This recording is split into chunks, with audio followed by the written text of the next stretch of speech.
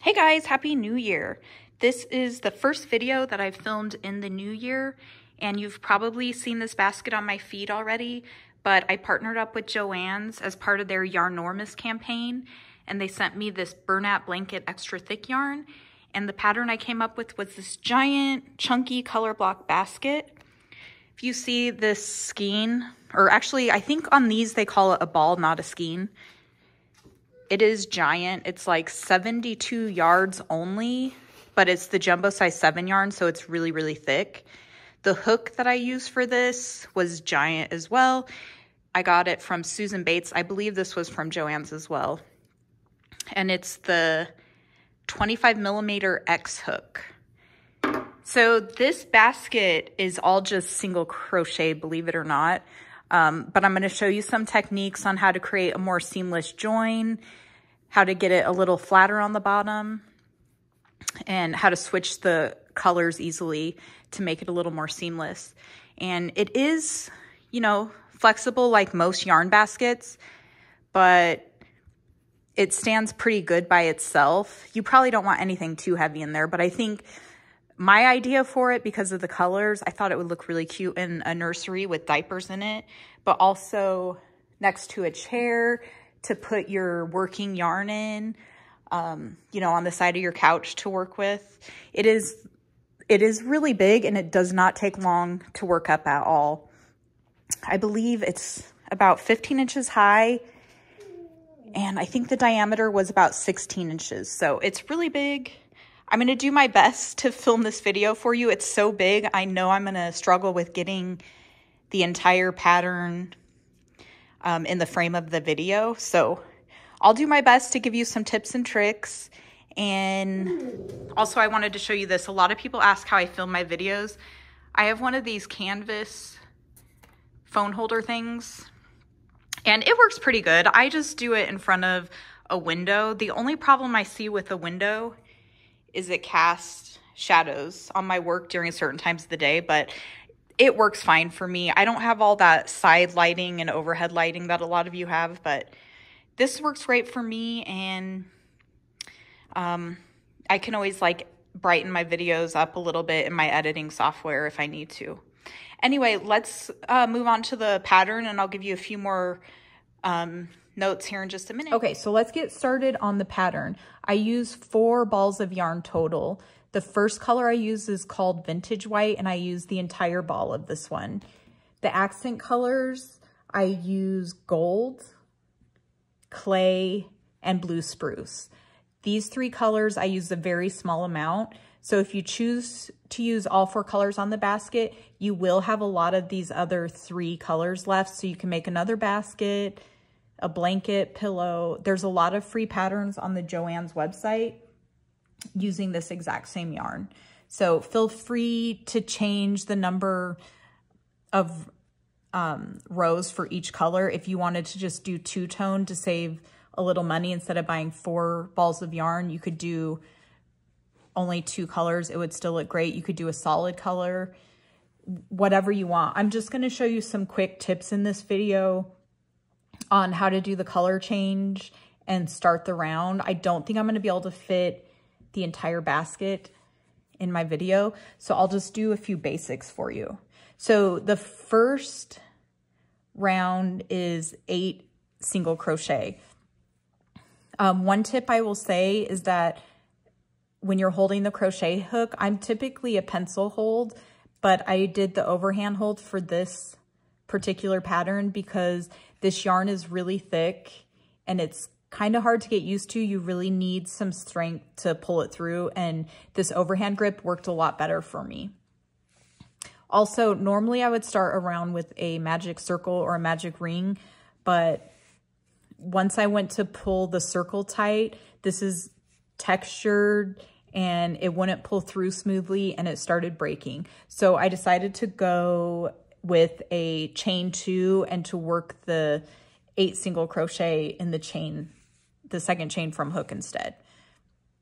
So leave yourself a little bit of a tail. This does have a tendency to break easily, so when you're working with blanket yarn or fur yarn, I always recommend leaving a little bit longer than you'd need in case it breaks off. So we're gonna do a slip knot, and then, oops, let's start that again. So a slip knot, and then we're gonna chain 2.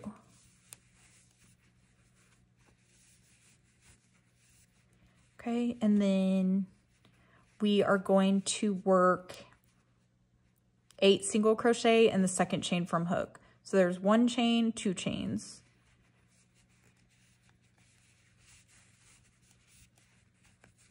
If you notice, I use my left hand a lot to help me with the yarn over.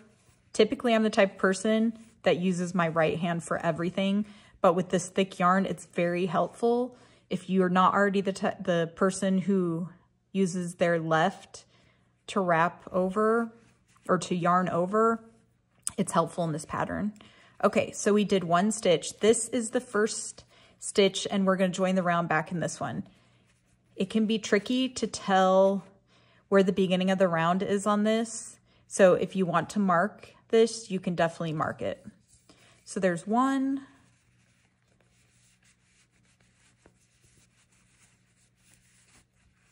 2,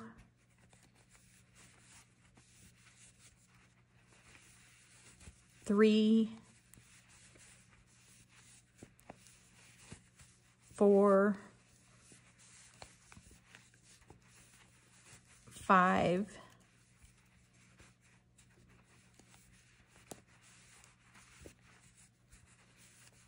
6,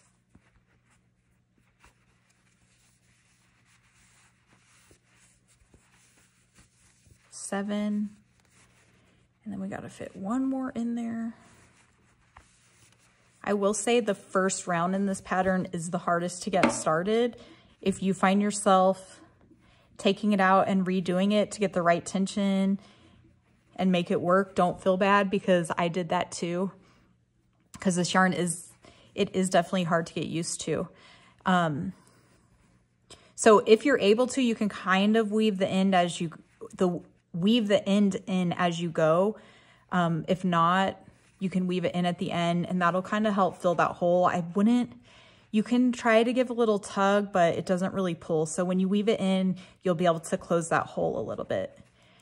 So we're gonna join the round with a slip stitch. This is the first stitch of the round.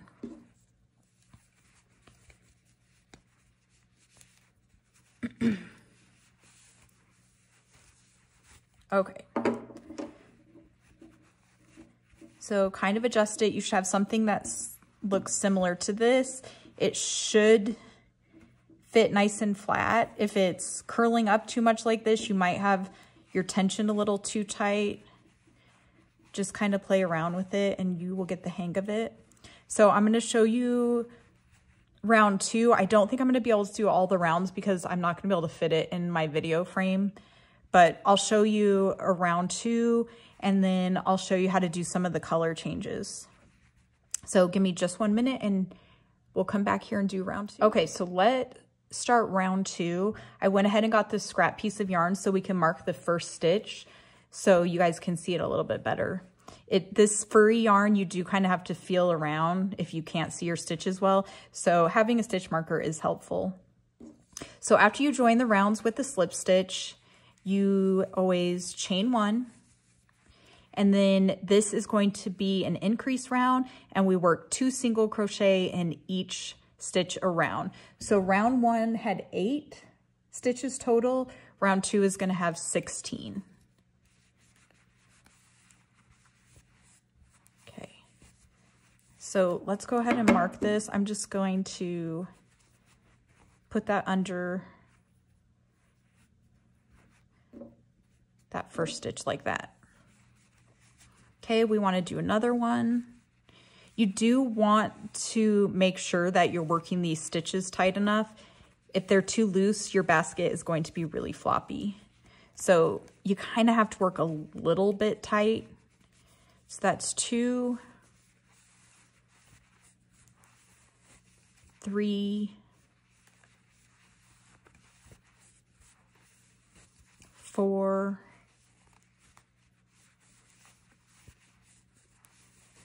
5,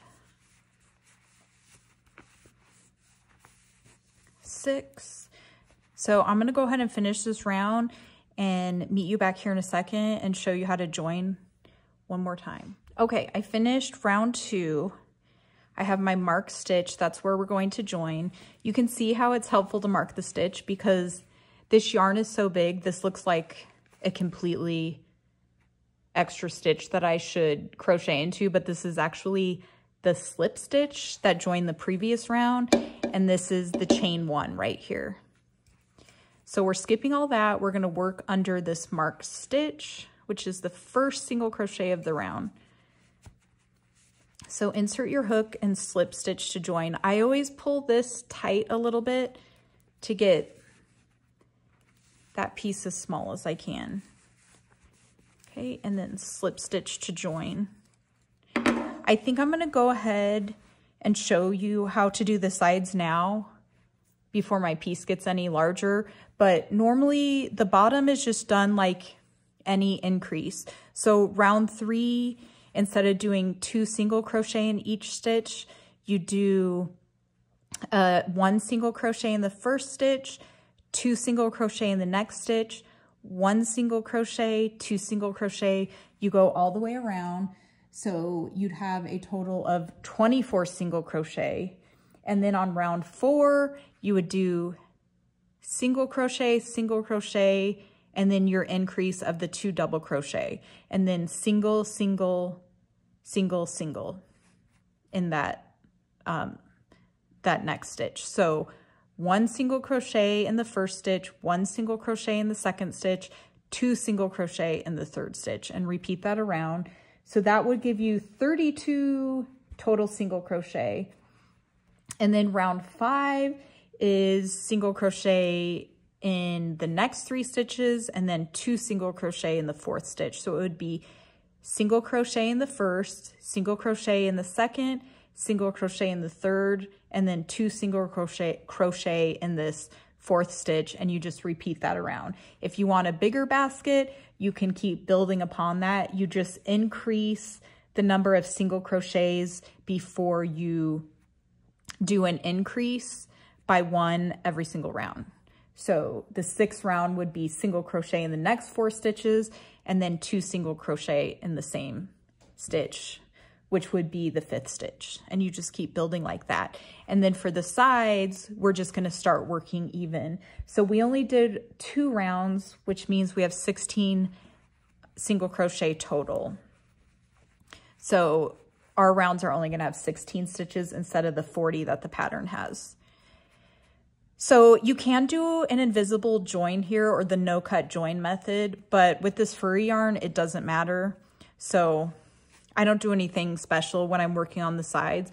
If you've seen any of my other basket patterns or planter patterns, I usually use the no cut join method, but it's not necessary on this one. So we are going to be working 1 single crochet in the back loops only. So we're going to chain 1. And then it's kind of hard to get into that first stitch.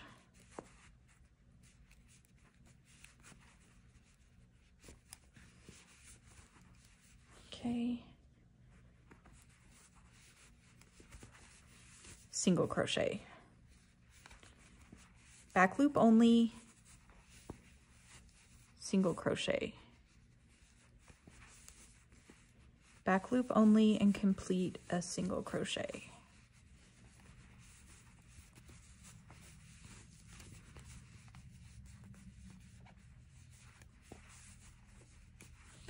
Okay, I'm going to continue to do this around and then I'll meet you and show you how I join. And we'll do 1 more round and then I'll show you how to switch colors. Okay, so I just finished the first round of the side and I'm going to join. I went back through and marked the first stitch so you guys could see it more easily. We're going to join that round. You can see where I worked in the back loop and it's starting to go up the side.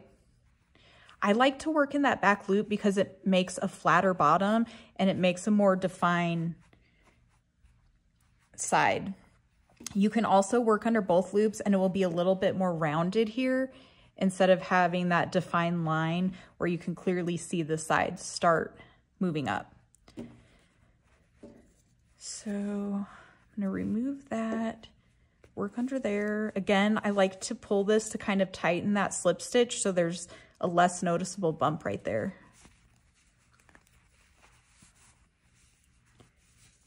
Okay. So then chain 1 and then single crochet around again for round 2. When you're working, the outside of the basket is facing you. Sometimes when people work in the round, their work starts curling this other way.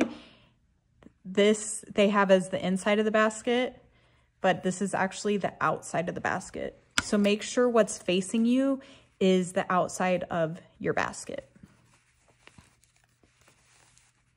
So again, we're gonna do a single crochet.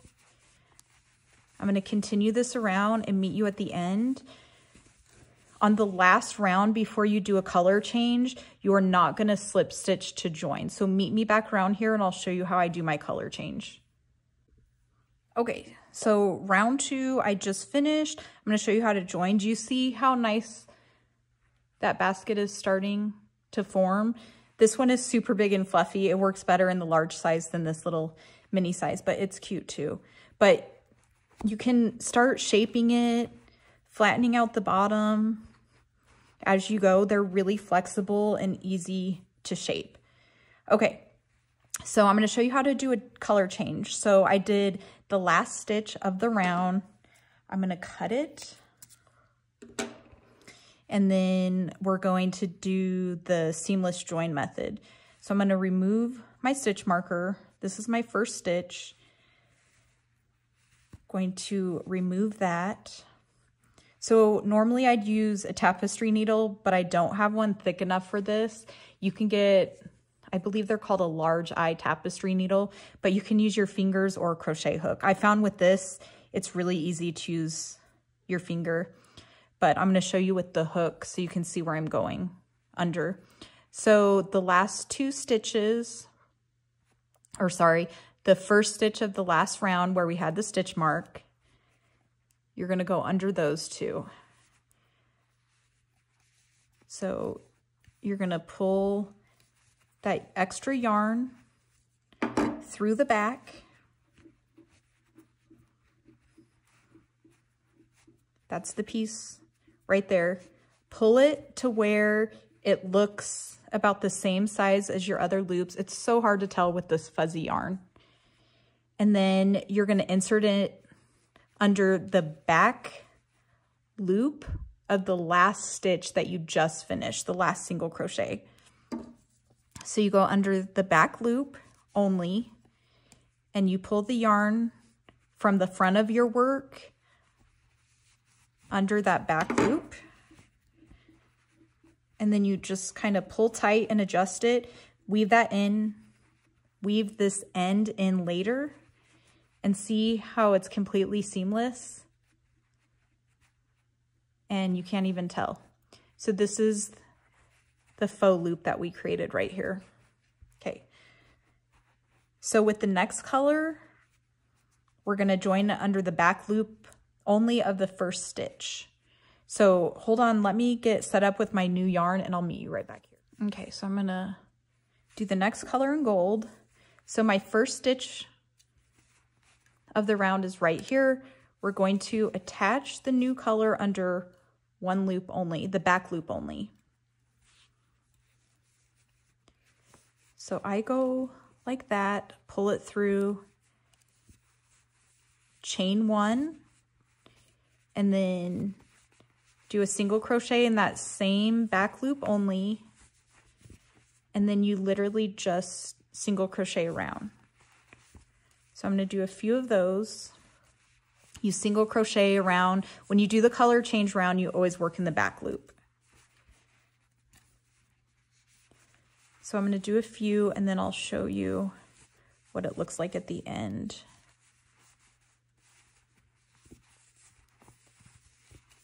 Okay, meet me back here in just a minute. Okay, so I just finished that round, the color change round, working under the back loop only. And at the end of the round, you just join like the other rounds, working under both loops, join with the slip stitch. And then you just continue on doing a single crochet in the back loops only. But I think I'm gonna go ahead and finish the basket off there. So if you're at the end of the stitch again, you do that same invisible join method that I just did on the color change, and then you just fasten off.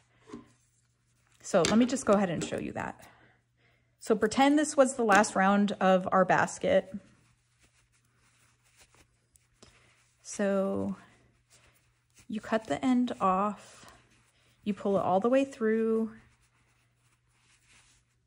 and then under the first 2 loops of that round, from the front to the back, you just pull the yarn through. See how easy it is to use your finger on this one? It's so thick. Okay, and then under the back loop of the last stitch that you just worked, from the front of it to the back, you just pull the yarn through. And there you have the seamless join. You can kind of adjust everything. Make sure you don't pull these loops too tight. You want it about the same size as the other loops. And there you have a cute little basket. You can weave in all your ends with your fingers. It's really easy. I found it easier to use my fingers to kind of weave the ends in, but you can also use a smaller crochet hook. So just go through, weave your ends in. You can kind of shape it, like I said. And that's about it. That's kind of a sped up version. I wish I could have done the full one, but I just think it would have been hard to get it all on film. Anyway, if you have any questions or comments, write them below. I'm going to get this added to my blog, but there's also the pattern on JOANN's. It's just a quick written pattern only. There's no video explanation or anything. So let me know below if you have any comments. You can find me, like always, on Instagram, my blog, Etsy, most social medias. And I hope you guys have a great, happy new year, and I will talk to you all soon.